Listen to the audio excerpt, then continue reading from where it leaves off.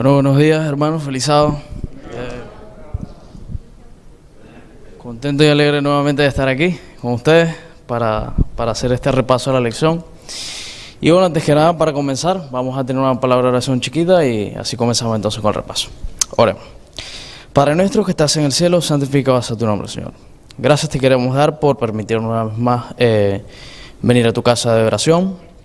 Te pido que en este repaso, Señor, tú nos puedas enseñar y recordar todo eso que hemos aprendido, Señor, que lo tengamos en nuestra mente, en nuestro corazón, y así hagamos según sea tu voluntad. Todo esto te lo pido en el nombre de Jesús. Amén. Bueno, la lección de esta semana, la lección número 8, para el día de, para esta semana, ¿no? Comienza con una pregunta bien interesante. Y una pregunta que se puede contestar, podríamos decir, de manera rápida, porque sabemos de qué es, pero para contestarla completamente va a ser complicado, porque se trata de un ser, como nosotros sabemos, el mismo Cristo, el mismo Dios, infinito. Entonces, para describir a Dios completamente está complicado, porque nosotros somos finitos. Así que cuando dice, ¿quién es Jesús?, se pueden venir muchos versículos a la cabeza, ¿no? Yo soy el pan de vida, yo soy el camino, la verdad y la vida, yo soy el que los de agua, yo soy el que descendió del cielo, el Salvador, el Redentor, Rey de Reyes, Señores de Señores. Hay muchos adjetivos que le podemos poner a Jesús, ¿no? Ahora, fíjense lo que nos dice, comienza el texto clave de la semana. Se encuentra en Juan, capítulo 8, versículo 12. Y mire cómo se presenta en este momento Jesús. Jesús se dirigió otra vez a la gente diciendo: yo soy la luz del mundo, el que me sigue tendrá la luz que le da vida y nunca andará en la oscuridad. De lleno se nos presenta como luz, ¿no? Ahora, en el relato contando, ¿no?, acerca de lo que es la narrativa, fíjense que se encuentra en el capítulo de Juan 7. En este capítulo era lo que creo que es la fiesta de los tabernáculos, según dice, ¿no?, o las enramadas, como dice en la traducción del libro. Y sus hermanos le pedían que fuera a la fiesta para que revelara así, obviamente, sus milagros, ¿no?, sus obras, porque lo tenían que ver. Ahora, algo interesante en estas lecciones es que muchos de los diálogos que tenía Jesús con sus hermanos, con sus familiares, con los mismos judíos, los fariseos y toda la gente que le rodeaba, siempre había un objetivo, un propósito. Y hay como ese contraste entre lo que les decía Jesús y lo que creían ellos de Dios. Yo sé que está escrito en algún lado, les puedo decir la cita, déjenme decirla aquí. Parafraseando un poco, ¿no?, de lo que dice la cita. Primera de Corintios 2:13, y lo podemos buscar rápidamente aquí, que nos dice que las cosas del Espíritu solo pueden discernidas espiritualmente. Entonces este contraste que les presentaba Jesús a ellos, él lo quería llevar a ese punto. Podemos comenzar con la primera comparación. En el capítulo 6, en el capítulo 6 creo que es, sí, cuando habla del maná, del cielo, Jesús les dice que Moisés no os dio el pan del cielo, sino mi Padre les da ahora el pan del cielo. Y él mismo se presenta como el pan del cielo, que le da vida. Fíjense ese contraste. Ellos estaban en el maná del desierto, físico. Jesús ahora los quiso llevar a lo espiritual. Vamos a otra. Fíjense aquí que dice: algunos de los que vivían en Jerusalén comenzaron entonces a preguntar: ¿no es este al que andan buscando para matarlo? Pues ahí está hablando en público y nadie le dice nada. ¿Será que las autoridades creen de veras que este el hombre es el Mesías? Pero nosotros sabemos de dónde viene este. En cambio, cuando venga el Mesías, nadie sabrá de dónde viene. Y aquí hay una problemática interesante porque, en cierto modo, ellos dicen primero que no saben de dónde venía, no pueden saber de dónde venía, pero fíjense lo que dice un poco más adelante. Dice: pero otros decían, no, porque el Mesías no puede proceder de Galilea. La Escritura dice que el Mesías tiene que ser descendiente del rey David y que procederá de Belén, el mismo pueblo de donde era David. Entonces yo me pregunto, ya va, ¿sabían o no sabían? por qué dice que no iban a saber de dónde viene, pero si ya tenían una referencia?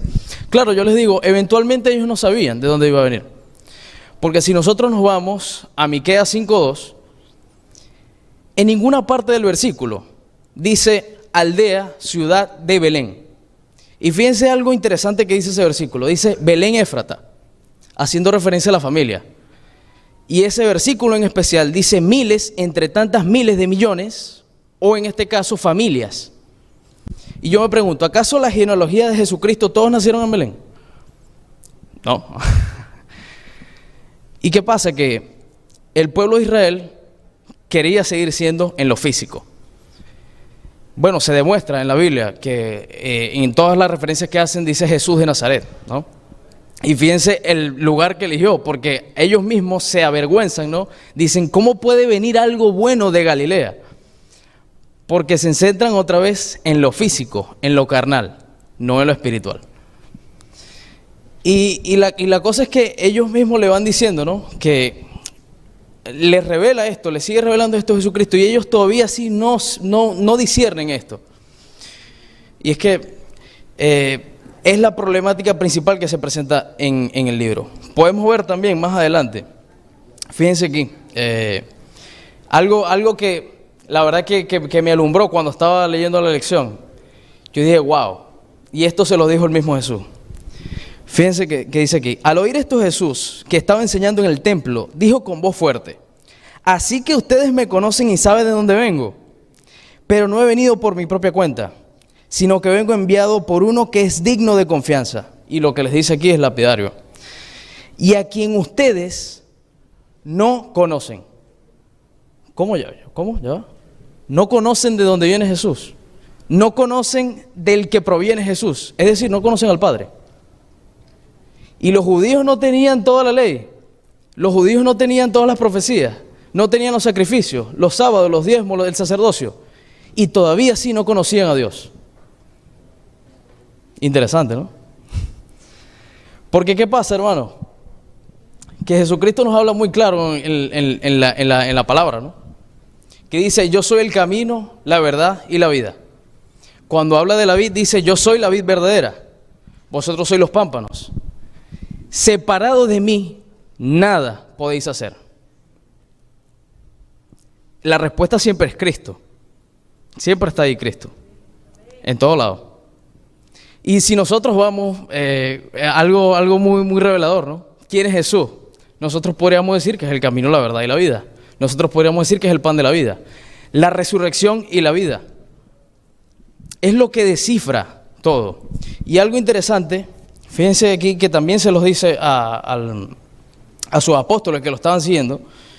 Y me gusta porque en este mismo capítulo es donde da la promesa del Espíritu Santo. Que lo podremos ver. Déjenme buscarlo aquí. A ver, si no me equivoco está... sabes que lo tengo aquí en el teléfono, así que... A ver, déjenme buscarlo. Bueno, parafraseando un poco, para que no se pierda tiempo, ¿no? Cuando dice que le preguntan los apóstoles, dicen, muéstranos al Padre. Y él mismo le dice, ¿cómo que muéstranos al Padre? El que me ha visto a mí, ha visto al Padre. Él es el que le presenta al Padre. Si les decía a los judíos que no conocían a Dios, es porque ellos no estaban viendo a Cristo, que realmente les iba a revelar a Dios. Si nosotros vamos a estudiar, ¿no?, lo que es el Antiguo Testamento y ese tipo de cosas, y no metemos el código, que es Cristo, el camino, la verdad y la vida, no lo vamos a encontrar nunca al Padre. Porque ustedes, fíjense las cosas que pasan, ¿no? Que por lo menos cuando habla de Salomón, ¿no?, que dice que tenía la sabiduría de Dios. Y se les presentaron estas dos mujeres que querían discernir, ¿no?, que le había robado el bebé a la otra mujer, y él tenía la sabiduría de Dios. Ahora, cuando dijo Salomón que iban a partir al muchacho en dos para dividirlo, ¿realmente ese era su propósito? No, ¿verdad? ¿Y cómo es entonces que tenía sabiduría de Dios? Precisamente porque el amor es el que lo iba a decodificar. Y dice, no me mates al muchacho porque, bueno, prefiero que se quede ella. Ahí está la verdadera madre. Y es así como se sigue presentando. Porque nosotros, el problema a veces también del pueblo israelí, a veces también de nosotros mismos, es que nos gusta. Nos sentimos dependientes de la carne y nos queremos centrar aquí. Y dice también Pablo en alguna de sus cartas, no se concentren en las cosas del mundo, sino en las del cielo, celestiales. Y como vuelvo a repetir, las cosas del espíritu solo pueden discernirlas espiritualmente. Y es maravilloso porque cada vez que nosotros ponemos, y yo hago esta analogía, ¿no? Háganse cuenta que nosotros tenemos un libro. No tiene que ser la Biblia, solo hagan la analogía, ¿no? Un libro, ¿no? Tiene varias palabras escritas y tal, pero algunas palabras las tiene, o sea, le faltan algunas palabras, ¿no? Y algunas páginas están en blanco. Ahora, quizás ese libro esté preparado para otro tipo de cosas. Quizás nosotros necesitamos un instrumento para poder leer ese libro. Bueno, no sé si ustedes conocen, ¿no?, lo que es la luz ultravioleta, ¿no? Que son como unas lucecitas que nosotros iluminamos ahí y sale una palabra. Entonces, ¿cuál es la luz ultravioleta? Nos revela el mensaje. Ok, pero de acuerdo entonces a la lección, ¿cuál es la luz ultravioleta? Jesús. Porque Él es el que nos revela realmente qué es lo que dice. Porque en base al amor, en base a su revelación y en base a que Él es la verdadera expresión del carácter de Dios, es que nosotros vamos a empezar a entender. Es que nosotros vamos a empezar a decodificar. Es que nosotros, quizás ese cofre que tenemos aquí, ¿no? Para abrirlo necesitamos la llave. La llave es Jesús. Y ahí es que nosotros vamos a empezar a entender. Y para finalizar, bueno, para ahorrarnos en tiempo, ¿no? Fíjense lo claro que habla el espíritu de profecía, bueno, la hermana Elena G. White, ¿no? En el Deseado de toda la gente, capítulo 51, párrafo sí, 438 y 439, dice, Dios es luz, y en las palabras, yo soy la luz del mundo, Cristo declaró su unidad con Dios y su relación con la familia humana. Era Él quien al principio había hecho que de las tinieblas resplandiese la luz. Él es la luz del sol, la luna y las estrellas, todo. Él era la luz espiritual que mediante símbolos, figuras y profecías había resplandecido sobre Israel. Mediante símbolos, figuras y profecías. Como los rayos del sol penetran hasta los remotos rincones de la tierra, así la luz del sol de justicia brilla sobre toda alma.